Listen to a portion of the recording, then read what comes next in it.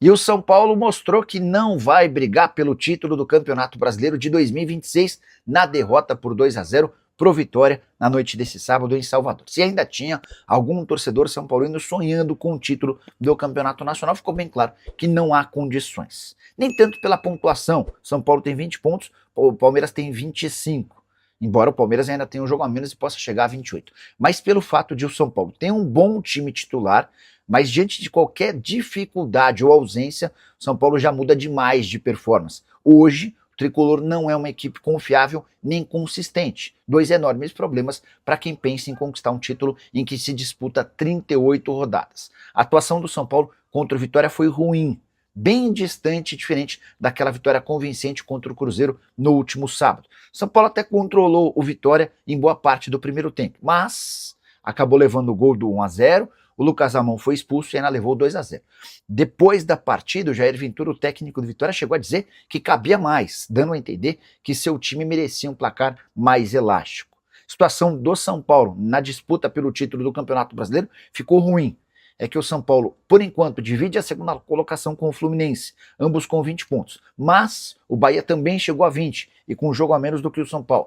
O Flamengo tem 17 e 2 jogos a menos. Isso sem falar na possibilidade de o Palmeiras, vencendo o Corinthians, abrir 8 pontos de distância.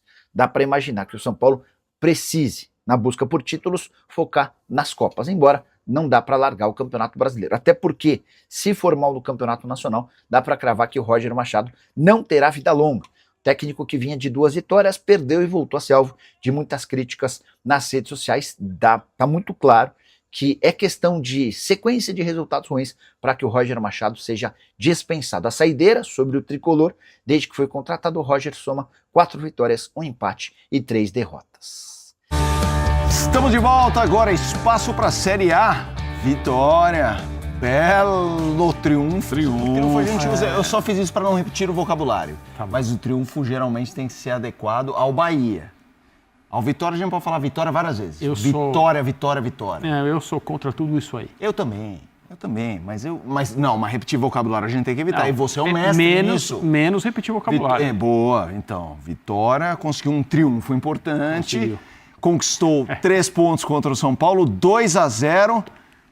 É curioso, porque eu vi o jogo aqui na redação e depois eu coloquei os melhores momentos, Calçade. São Paulo fez uma partida ruim, o Vitória foi melhor, mas assim, no primeiro tempo, teve um monte de lance, que é aquele lancezinho que muda a rota para a direita ou para a esquerda. Muda tudo.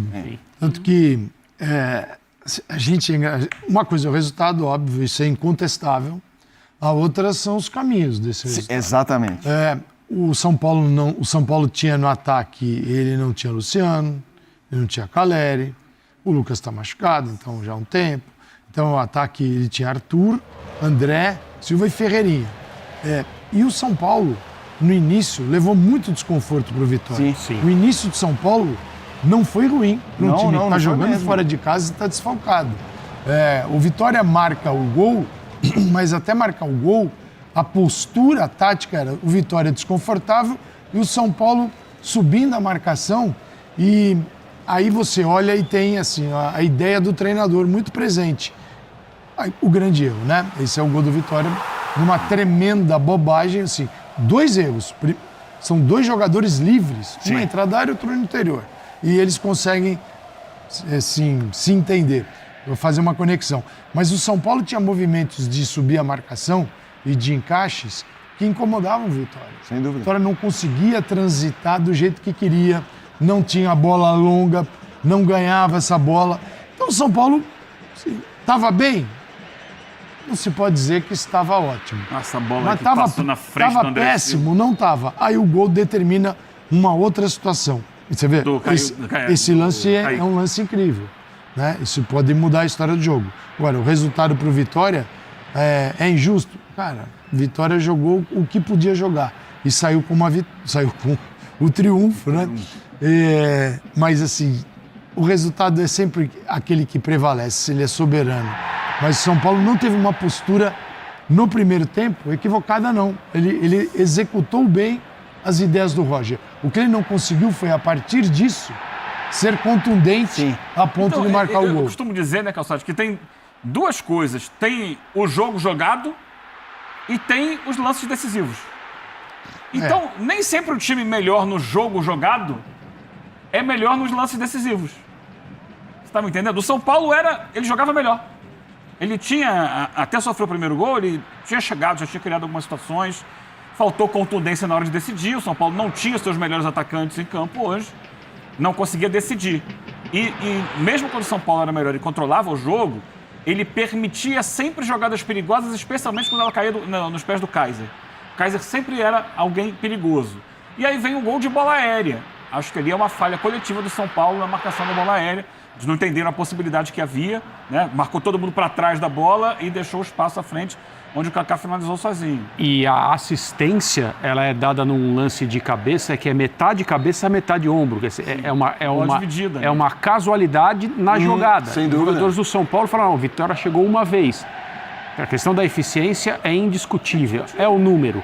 Mas mesmo na parte em que foi eficiente, o Vitória se beneficiou de uma jogada que ele próprio construiu, mas de um jeito diferente de qual era a ideia. Depois vem a expulsão, né? Sim, aí a expulsão. Sim. Um lance daquele completamente infantil. Mas eu não quero de maneira nenhuma soar como alguém que acha que o Vitória não mereceu vencer. Não, então. Ou deve atribuir a vitória apenas à sorte num lance que conseguiu fazer o jogo foi conduzido. O jogo foi assim. Porque, assim, no final das contas, ganha o jogo quem consegue aproveitar as oportunidades que cria. Sim, mas sem dúvida. E quando eu falei houve lances que é para direita, eu faço o Sport Center diariamente com o André, já citei isso algumas vezes. Eu gosto muito do filme do Woody Allen, o Match Point, que é essa metáfora da bolinha bater na fita do tênis. Aliás, amanhã Sinner é o cara. Passa ou não passa. Ela não tem uma técnica que defina isso, também não é só sorte, mas bate e vai para lá, futebol, é a bola que bate na e trave. volta para cá. E se você repara nos melhores momentos, o Vitória faz esse gol. No lance seguinte, o André Silva, uma jogada super certa, coordenada, chuta o goleiro, faz uma grande jogada. Isso. Essa é a beleza do futebol, é que a gente esquece. Não, e aí mete do Lucas Arcanjo. Sem dúvida, sem dúvida. E é isso que derruba treinadores. É isso, vai ser treinadores. É isso que gera... Pode ter certeza que o mundo tá caindo nas costas do Roger hoje. E olha, depois da expulsão, ele consegue ainda montar um time, faz as substituições e o São Paulo continua brigando pelo jogo, continua chegando no ataque. Mas aí, com um a menos, em algum momento vai faltar gente atrás. E aí vem aquele passe maravilhoso do Baralhas, que é um negócio de cinema, e dá um calcanhar de letra. Sim. Deixa o Ramon na cara do gol. Aí... E depois da jogada em que os atletas ali se confundiram e se chocaram dentro da área. Né? O conserto foi impecável, porque o passe de letra de calcanhar é lindo e a conclusão foi muito boa também. Sim, a história do Vitória no jogo é conseguir superar um primeiro tempo que não foi dos mais agradáveis, pelo menos em boa parte dele. Era uma marcação que incomodava, porque é uma marcação que te impede de jogar. Então, você olhando só para o movimento dos jogadores do São Paulo, quando a bola do Vitória transitava, sempre tinha os gatilhos e os caras... Isso é trabalho já da ideia do Roger, né? E os caras subiam bem. Os jogadores de São Paulo subiam bem. Incomodava, a bola rodava.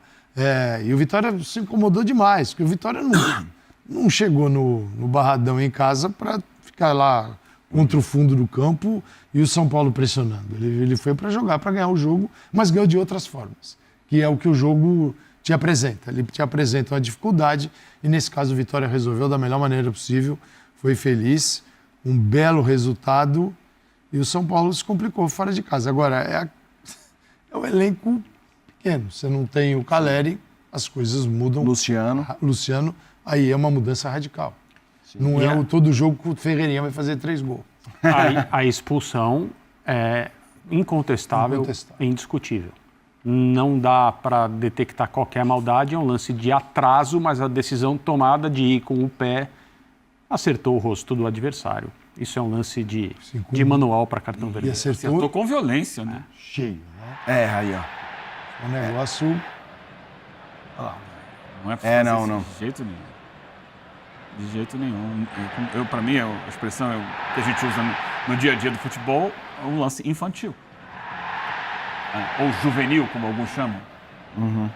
Essa bola nunca pode defender dessa forma. Ô, Eugênio, assim, olhando lá, o São Paulo começou a rodada como vice-líder, Sim, o Palmeiras pode, obviamente, abrir, não em relação ao São Paulo, em relação a todo mundo. Começou muito bom do Palmeiras, que enfrenta o Corinthians nesse domingo. Mas pegando o São Paulo, os últimos 5 jogos de brasileiro. Na Sul-Americana, ontem a gente, até no Sport Center, eu e o André analisávamos a diferença de performance dos brasileiros na Libertadores versus Sul-Americana. Na Sul-Americana, só um brasileiro venceu, foi o São Paulo fora de casa. No brasileiro, os últimos 5 jogos, 3 derrotas, 1 empate e 1 vitória. A vitória, o 4-1 contra o Cruzeiro, o empate, o Inter fora e 3 derrotas. Tentando separar resultado de futebol. Eu sei que muitas vezes não é possível, mas tentando.